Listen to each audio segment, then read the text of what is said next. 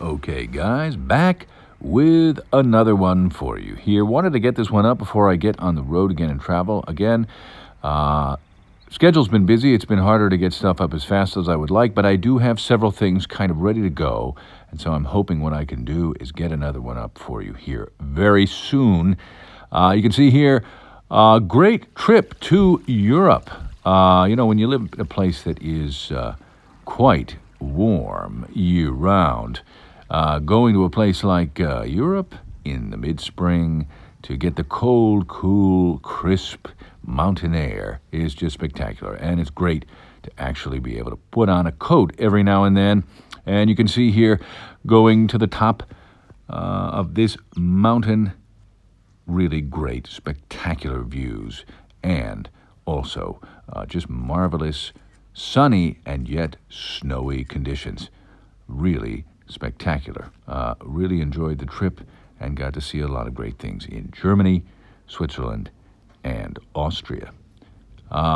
Also had an opportunity to bring my watches with me, as I always do. A small collection will find their way into my bags and on my trips. And you can see here at altitude the Seiko all-titanium AGS Scuba Master. Really gorgeous looking watch on a NATO strap up in the mountain air.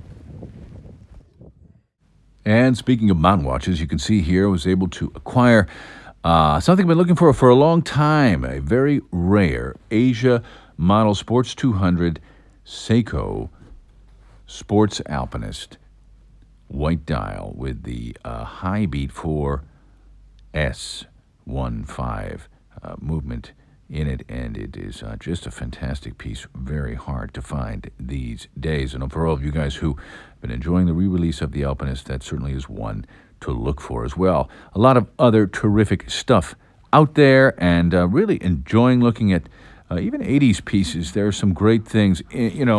Some people may only want to look for automatic movements, but I really do like looking for all kinds of stuff, including some of the great quartz pieces from the era. And obviously Orient has got some great stuff in the automatic range, and there's still quite a lot of pre-Seiko Epson Orient to go out and look for. The prices are very doable, and there are some really quirky and interesting styles from those guys. And you can see here also some other rare Seiko quartz again in the Chronograph line. Looking at some of the earlier stuff from Seiko, it's really worth it. There are great competitive pricing there and terrific offerings all over if you're looking for this sort of thing. One of the great places to do looking as well, if you're not able to travel as much, eBay always has some new and interesting stuff every day. And you can see here this great new piece from Seiko, the limited edition Snowflake Presage automatic. It's just a beauty. This watch, in person, the dial is absolutely stunning. Okay, let's get into it. Let's get a look and take a look at the thing we wanted to see here today. We're going to take a look at the latest iteration of the iconic Seiko Monster. They're calling this the new chapter, and this generation is something interesting. It's both something of a departure, and it seems to be, in many ways, if we really look at the full range of the previous models, there is something of a retrospective in its original design that's occurring. They've also going, in my opinion, I think, a little bit up market with these. And that's a question here for the purists who love this type of watch. And oddly enough, I have never really done a pure Seiko Monster video on the channel. And it's a shame. I really probably should have done it sooner. But we're going to get a look back and take a look at some of the previous pieces here from this design and talk a little bit about what they've chosen to do going forward here, and perhaps where they are coming from and what they might have done from the past in looking back, and some of their decisions about the design for the future. Okay, well, let's get a look at probably the most famous from the line of the Seiko Monsters, the second generation Orange Fang Monster. And there it is in all of its luminescent glory, with the lume bright really going there, as you can see, in a bright light, but still really powerful. And just the configuration of the indus here, made to look like claws or look like fangs, what have you, it's really striking, and it's really why this watch has endured and gathered such a tremendous following around the world in every major market. It really is a terrific, aggressive, and interesting style. There's nothing quite like that case design once they got through here to the second generation, the knurling on the crown. You can see here we've got another favorite, the vampire, or the red-black fang monster, next to this new monster. You can see we've got major differences happening here. The case lines, the design, it is more minimal for sure. It is simply a much different layout. The side doesn't have these really deep cuts and angles, and those sort of bolstered and really kind of fortified looking. When you look at this new variation, it is cleaner. It simply doesn't have this really overbuilt industrial feel to it. And even though this one here has a lot going on, it was still quite refined, a lot of really nice brush and polish happening there. And in the new one, we do have, obviously, Seiko's excellent brush and polish case lines and design, but it really is a kind of cleaner design. They're really going, in my opinion, more minimal, and yet there are features in this design that do look back towards the original, and I would have to say that Generation 1 probably has more in common with the dial than the Fang, which I think is probably the most popular. But it's really a question. You know, there are a lot of guys that probably will tell you, if they're purists, that this is the look that the original Monster should retain. You can see here, this is a special edition from Generation 1, and the indus here and the markers, the configuration is more along the lines of what you see here on this watch, and this one came before the Fang Monster. That's when another variation of it. This one has some embellishments, but it is in fact the similar layout for the indus on this. This is the Mamba Monster. Very unusual, hard to find these days, but interesting nonetheless. Another thing to note, as you could see on those previous two special edition, limited edition models, is that the candy bar magnifier over the day-date complication is something that makes its way onto these two models, and these are not limited or special. So this is another reason why I think we may be going upmarket. They're adding features. Also, the bracelet has been integrated. We have a curvature and an integration into the side of this case, and you can really see it plainly there underneath.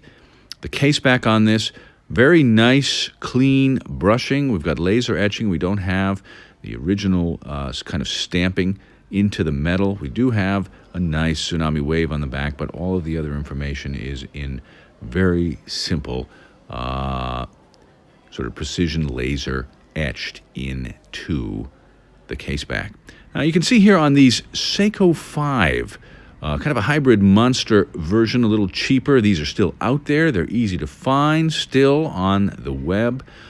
Really kind of neat. Love these, but you can also see the indus on these also has probably more in common with the new generation Monsters right here. Also, both of these models do not have the all one-color stainless going into the bezel. The bezel is, in fact, we've got kind of a coating on it, kind of a PVD coating, and then your numbers on the bezel are in white. There is indentation or etching, which the white is going into, but I will have to say, in comparing to the previous generation, Generation 2, and some of the other Monsters, I found that the etching on the bezel was not as deep. The impression simply didn't go as deep as some of the others. Now on the wrist, there's no question, it's a handsome watch. The clean lines, the curvature of the way they've done the lugs, and this new version of the bracelet really does hug the wrist nicely. And in terms of the presentation, you can see this blue has a really nice look in the light. The layout of the flat crystal with the Cyclops gives this a more refined look for this watch. I guess really the question is this the watch that you wanted to see go in this direction, or is the old, overbuilt, industrial, aggressive style of the original stuff speak to you more?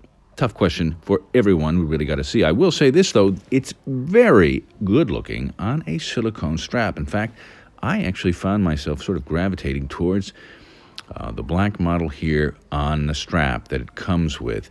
This version was terrific looking on the wrist. I don't know why it's so dramatic in the difference of it, because it really is just the same watch, but it's on a silicone strap. However, it seemed to work really well on it. In fact, up ahead here, I'll show you another strap which I would recommend if you're going to get the blue version. Would be something to look at. And although this one, the blue strap is not included with the blue dial model, you can find these online. This comes from another Seiko watch. That is an excellent looking combo. I would really love to see that one available. But really the question is, guys, is this model one that you're compelled to go out and grab, especially if you are a avid collector of the monsters? You can see here, this model, I still see it out there, the black model with the orange face. But ultimately, it's this guy right here. That's got to be one of the most popular. Even I had to put that one in my collection simply because it's such an icon and really one of the most popular modern releases Seiko has ever done. It has endured, maybe not as much as the SKX, but certainly it has a massive following amongst all types of collectors of watches, not even just diving watches. You can see here on the back again, the comparison really obvious here. Our manufacturing techniques, the designs, really going different direction, a lot more polish in some areas, but really a lot more brush as compared to the Generation 2 there. We've got the Vampire Monster on the back with no strap on it. You can really get a good look at the differences in the lugs and just the way that is laid out. But again, it is without question a handsome watch, and again on the silicone it almost takes on another level, a different characteristic. I mean, there's just something about the way that is configured on silicone. But a lot of guys, I know for sure, love these on the Monster bracelet. They just have a really unique heavy-duty look. It's fortified, it's strong. If you have a larger wrist, this one tends to be excellent on it. But it's a watch that you can kind of do with a smaller wrist because the intention really is, I think, in the design that it's supposed to look big and kind of ominous and strong and powerful and aggressive. That is the concept of the design, in my opinion. Getting in close on the dial, you can really see that the lume has kind of a almost a little bit of an age patina to it. We've seen them do this with some other models, and that is something interesting, but I'll show you up ahead here. There's something else going on with the lume as well, which is very interesting. Now, everyone knows all about the kind of gorgeous green glow of the Seiko Lumebrite, but this model here is going into a different area, and you can see all of them next to me here. We've got a UV light going on. Just putting them on the dial, you can get a sense of it. And if you look closely, it's a little bit hard to see, but when you come away with the light, when the light comes off that dial, you'll see that the lume on this glows blue. This is a blue Lumebrite from Seiko on this watch, and when you hit it with that UV, it really kind of starts to show there. Taking it into nighttime light, obviously you're really going to see it, but this is not one I've picked up yet. But it is something new from them as well. So we're going in a couple of different directions for sure, but that is something new, and I think that's something a lot of guys may appreciate. We'll just have to see what your opinions are on this one. Well, we're going to have to get into specs and talk a little bit about the dimensions and all of that up ahead here. Okay, guys, well, let's round up this 4th generation Seiko Monster design. Very popular watch. Obviously, 10 plus years of continuous production around the world. It has fans everywhere, and for good reasons, because it's been such a dependable 200-meter diver tool watch that has really what a lot of guys are looking for. Now, this new version, I think, with its design changes, is in some ways going upmarket in terms of its refined look, but some might even suggest that these new design changes are being contributed to this design to reduce the per unit cost, because the original manufacturing techniques may have been more time-consuming and more involved to tool all of this stuff together. However, with the lume, the way the layout of the dial is set up, it's a pretty watch. I mean, there's no question. This is a gorgeous-looking watch on the wrist, and it's just ultimately a question of you, the collector, the guy who likes to buy a watch, the guy who likes to wear a watch and really run into the ground. This is still, for the most part, I can see very much a Seiko watch at its price point that will wear very well and certainly take abuse if that is what you're going to dish out.